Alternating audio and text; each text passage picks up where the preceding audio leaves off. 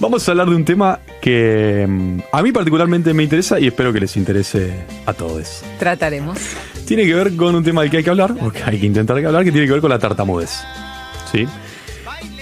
No vamos a repasar todo lo que pasó con Guado de Pedro, pero ese sí es el gancho de la agenda. Gabriel Levinas, un periodista, les dijo que no podía ser candidato a presidente porque iba a fallar. Esa es la frase que retumbó, ¿no? Más allá de otras cosas que dijo. Que la sociedad no estaba preparada tener un presidente que no hablara con fluidez. Entonces, vamos, como siempre hacemos, a tratar de dar cuenta de lo que dice la ciencia. La ciencia, desde hace tiempo, define la tartamudez justamente como eso que se ve, ¿no? Como un balbuceo, como un problema en la fluidez normal de la palabra.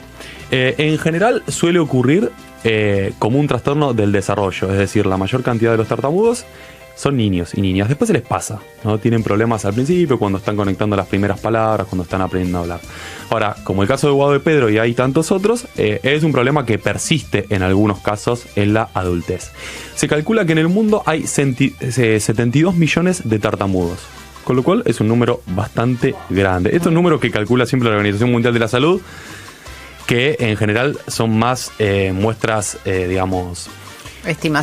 Estimativas, sí, son estimativas. Pero bueno, más allá de que sea muy preciso o no tan preciso, la realidad es que 72 millones es un montonazo. ¿Cuáles son los síntomas? Bueno, también los que vemos en general, ¿no? Dificultad para pronunciar algunas palabras que comiencen con una letra muy determinada. No se traban con cualquier palabra, en general los tartamudos. En general son con las consonantes, ¿no? Está esto de la letra P, que muchas veces complica, está la letra... S, que a veces complica, por eso el ceseo ese, ¿no? El silencio breve también, esa pausa que se toman cuando están en tratamiento, les enseñan a hacer ese tipo de pausas, ¿no? Para respirar desde el diafragma, digo, hay un montón de cuestiones.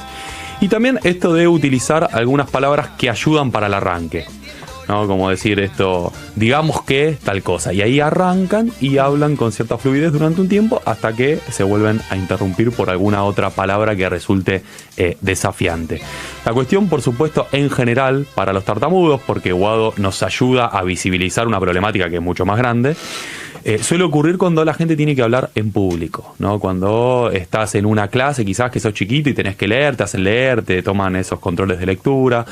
Cuando tenés que hablar por teléfono, con alguien más, en general es una situación que pone muy tenso a los tartamudos. Y lo más mágico, ¿no?, que suele ocurrir es que los tartamudos cuando hablan enfrente del espejo o se hablan a sí mismos, todo el tiempo nos estamos hablando a nosotros mismos, no son tartamudos. Y cuando cantan. Esto que me parece alucinante, el pibe este de La Voz Argentina, sí, que me anoté el nombre, Francisco Benítez, era tartamudo. Cuando Marley le hacía alguna pregunta le costaba un montón. Ahora cuando cantaba hermoso y parecía que era el tipo que mejor hablaba en el mundo. Repetimos, no es un problema que no saben qué decir o se le mezcla el pensamiento, no. Es un problema cuando tienen que comunicar aquellos que ya saben que van a comunicar. No salen las palabras del modo en que la gente esperaría que salgan esas palabras.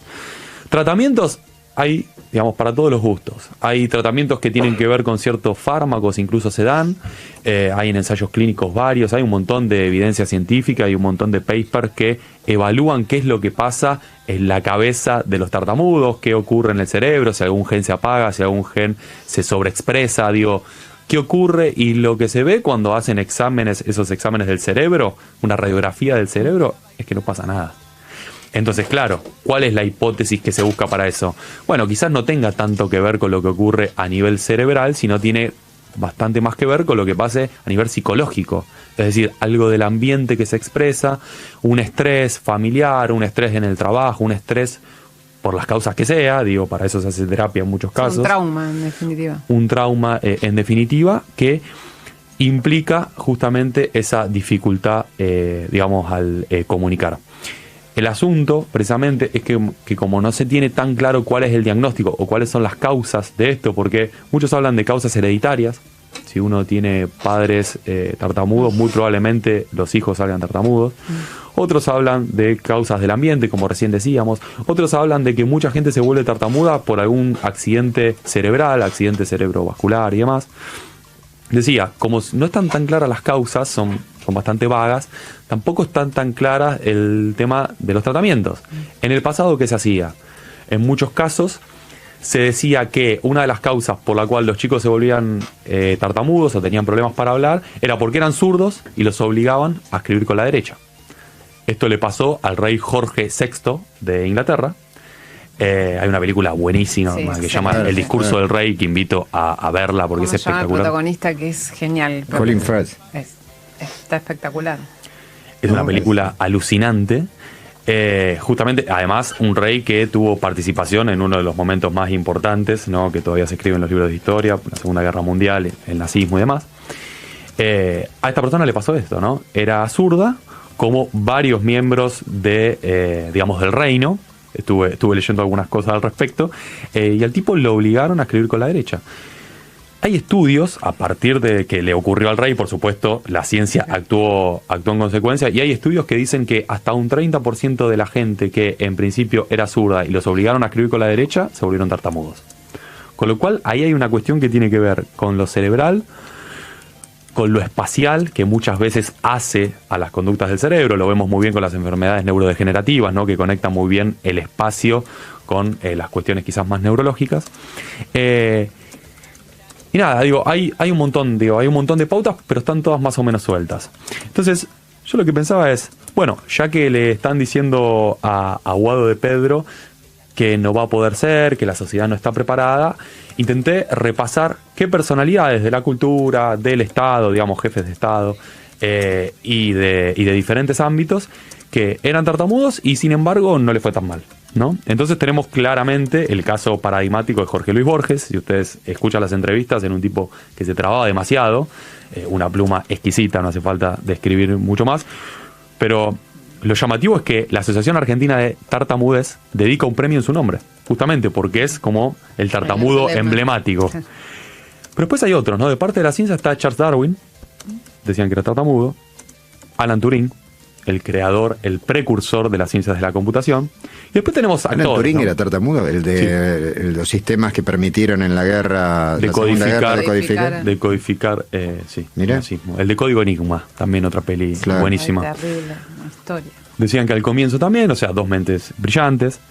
Tenemos a actrices y actores. Tenemos a Nicole Kidman, Bruce Willis, en su comienzo era tartamudo, Tiger Woods, el golfista, multicampeón de absolutamente todo. Y cuando encontré este nombre, el que voy a decir ahora, me quedé maravillado. No lo quiso anticipar. Es más, estaba entre empezar a desarrollar esta columna para hacer algo cortito o desarrollarla profundamente como estoy tratando de desarrollar. Y opté por desarrollarla profundamente cuando encontré a esta persona que para mí es un emblema. A ver. El tipo que era tartamudo en sus comienzos y ahora es una figura del canto, es Marc Anthony. No lo podía creer, este tipo. No lo puedo creer. Cuando vi que y figuras como Marc Anthony, decía, esto es espectacular. Venía muy ser. Bien, venía muy bien. ¿En qué momento hiciste un paralelismo entre Marc Anthony, Borges, Tiger Woods?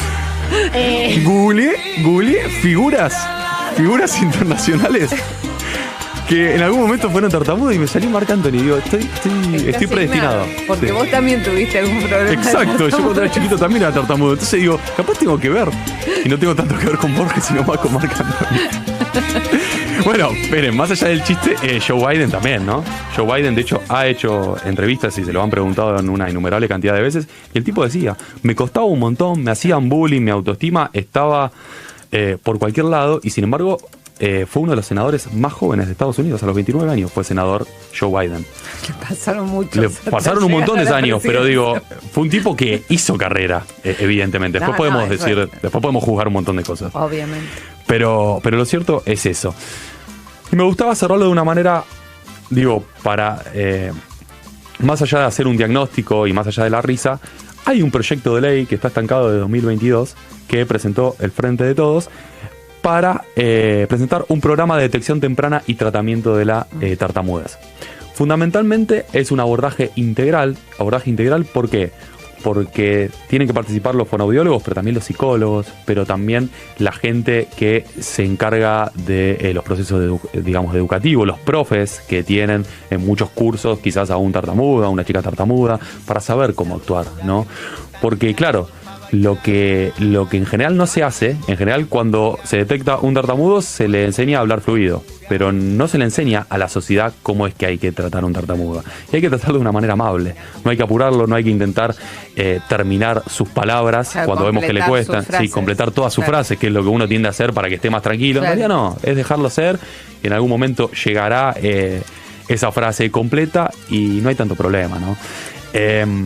Lo que me parece realmente muy bueno del problema de Guado de Pedro es que es la exposición, y a partir de eso que se hable y que él lo asuma, y la verdad que lo que ha mejorado, lo que él ha evolucionado en la fluidez de su discurso es llamativo en los últimos años desde que ha asumido distintos roles públicos, ¿no? A mí lo que me provoca admiración en ese caso es la gente que tiene un problema y va al frente igual. Digo, ¿qué estamos diciendo? Para los tartamudos, el peor de los inconvenientes es cuando tienen que hablar en público. Bueno, Guado de Pedro habla en público, el Jorge VI de Inglaterra habló, de hecho dio ese discurso magnífico que lo pueden buscar en YouTube, hay partes, está buenísimo.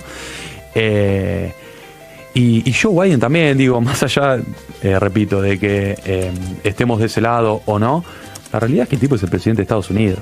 Y no fue un impedimento en ningún momento de su carrera. Entonces está buenísimo enfrentar los problemas y está buenísimo que se visibilice para que la sociedad tenga en cuenta justamente eso, ¿no? De valorizar que todos y todas somos diferentes y que en definitiva eso es lo que nos hace humanos.